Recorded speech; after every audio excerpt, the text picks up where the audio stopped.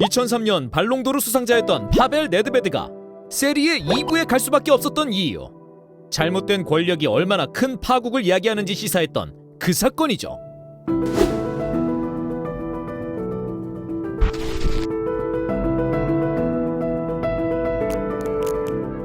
흔히 유벤투스의 승부 조작 사건이라고 알려진 사건, 일명 칼초폴리라고도 불리는 이 최악의 스캔들은 단순한 승부 조작과는 어느 정도 거리가 있습니다. 주로 선수들 혹은 심판에 의해 좌지우지되는 승부 조작과는 달리 칼초폴리는 유벤투스의 회장이었던 루치아노 모지를 중심으로 여러 클럽들의 고위 인사들이 막대한 권력을 이용해 축구계를 쥐락펴락한 고차원의 문제였죠. 1992년 이탈리아 정부 내에서 일어났던 탄젠토폴리와 비슷한 양상이라고 하여 칼초폴리라는 이름이 붙었던 것입니다. 칼초폴리가 터진 해는 2006년. 하지만 그 시작은 8년 전인 1998년. 과거 로마의 감독직을 맡고 있었던 제만이 유벤투스가 금지 약물을 복용했다고 주장하여 검찰 측이 조사를 진행했고, 그 과정에서 감청을 하는 도중 의문점이 들만한 대화가 들렸습니다. 모지가 이탈리아 축구협회 쪽에게 심판 배정에 관하여 불만을 제기한 사실이 발각되면서 새로운 국면을 맞이했고, 유벤투스 인터밀란전이 끝난 후 인테르의 모라티 구단주가 판정에 대해 강한 불만을 제기하면서 의심이 확신으로 변하기 시작했죠. 그럼에도 불구하고 쉽사리 실마리를 잡을 수 없었습니다. 사건을 담당했던 토리노 검찰청이 도청 내용을 범죄의 증거로 채택하기에는 어려움이 따른다는 이유로 기소하지 않았기 때문이죠. 결국 이탈리아 축구 연맹으로 넘어갈 수밖에 없었습니다. 수면 아래로 가라앉는 것처럼 보였던 어둠의 그림자는 뜻밖에도 다른 곳에서 뒷덜미를 잡혔죠. 빛이 밝히는 곳은 바로 나폴리 지역의 검찰이었습니다. 그들은 모지와 그의 아들이 운영하는 스포츠 에이전시 GEA 월드의 불법 행위를 조사하던 중 주요 인사들이 심판 배정에 관련되어 있다는 사실을 포착했고, 여기서 얻은 정보를 통해서 FIGC가 최종적으로 유죄 판결을 내렸죠. 여러 번의 번복을 통해서 최종 징계를 내리기도 했습니다. 특히 중심에 있었던 유벤투스가 2시즌 우승 자격 박탈, 세리에 B 강등 등 가장 엄한 벌을 받게 되면서 한순간에 지옥으로 떨어졌죠.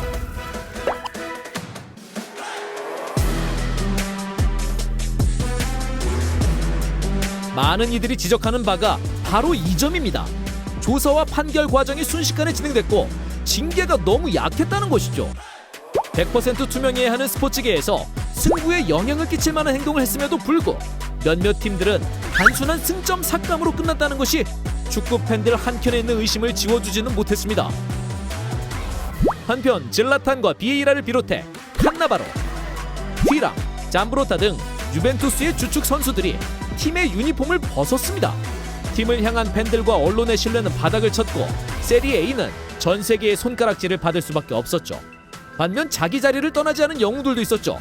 2003년 발롱도르 수상자인 네드베드와 더불어 델피에로, 부폰, 카모라네시, 트레제게가 유벤투스의 일원으로 남아 2부 리그에서 활약했고, 결국 한 시즌 만에 1부 리그 승격을 일궈냈습니다. 키엘리니, 마르키시오라는 예비 탑클래스 선수들이 성장할 수 있는 기회의 장이 열리기도 했죠. 이들은 2부 리그 강등이라는 수모에도 꿋꿋이 버텨냈고 다시 돌아간 세리에 A에서 팬들의 격한 환영을 받았습니다. 아물지 않을 것 같았던 유벤투스의 상처에 연고를 덧칠해준 영웅들이었죠. 물론 모지가 단독으로 벌인 행동은 아니었습니다.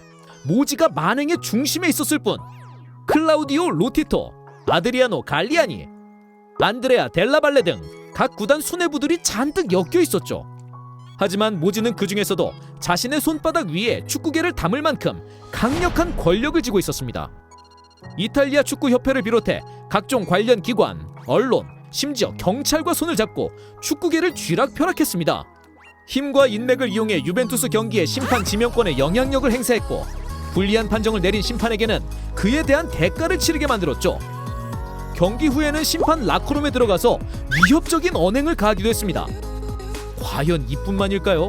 기자들에게는 유벤투스와 자신에게 유리한 기사를 쓰게 했으며 심지어는 경찰과 손을 잡아 세무조사의 일정에 대해 알려달라고 요청하기까지 했습니다.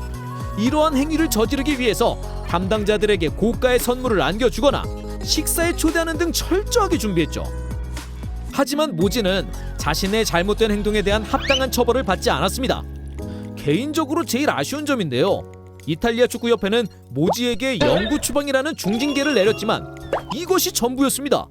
모지는 이후 별개로 진행된 형사재판에서 1차적으로 5년 4개월이라는 형량을 받았으나 항소했고 결국 2015년 대법원에서 열린 최종 재판에서 죄가 입증됐음에도 공소시효 만료로 인해 실형을 면했습니다.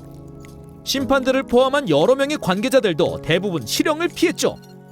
뿐만 아니라 모지는 안하무인의 정석을 보여주기도 했습니다. 자신은 남들에게 부탁을 했을 뿐 범죄를 저지른 것이 아니라고 주장했고 추후에는 이탈리아가 2006년 월드컵에서 우승한 부분에 많은 기여를 했다며 숱한 소리를 내뱉었죠. 만약 이탈리아가 월드컵에서 실패를 겪었거나 AC 밀란이 챔피언스 리그에서 우승을 하지 못했다면 모지의 악행이 조금 더 부각될 수 있지 않았나 싶습니다. 이처럼 칼초폴리는 단순한 승부 조작이 아닌 축구계를 좀먹는 부정부패에 의해 일어난 대형 스캔들이었습니다. 그나마 긍정적인 부분을 찾자면 칼초폴리 이후 피파가 부정부패 청산에 앞장서면서 전 세계에 경각심을 심어줬죠. 이처럼 이탈리아 축구계에 낫지 않은 상처를 남겼던 칼초폴리, 그 누구도 그 어떤 리그도 이 전철을 밟지 않았으면 좋겠습니다. 지금까지 터치비였습니다.